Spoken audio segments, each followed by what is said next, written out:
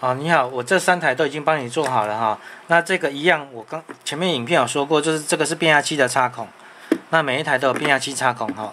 那因为这个是手工做的，所以说你变压器的接头插上去的时候，要大概就是用力压进去，然后可能如果说没有办法动作，你稍微这样转一下，好，让它接触更灵敏一点。那现在接电，那先试这一台。一样，这个是接微动开关，你微动开关你一 touch 到，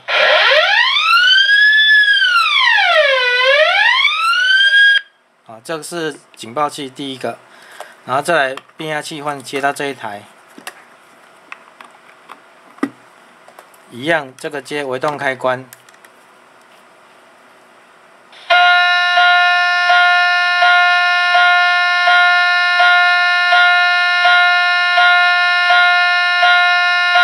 我先拔掉，因为这一台声音比较长，我们就听这样子，反正就大概就这样子。那换这一台，分贝都超过100多分贝了，音量。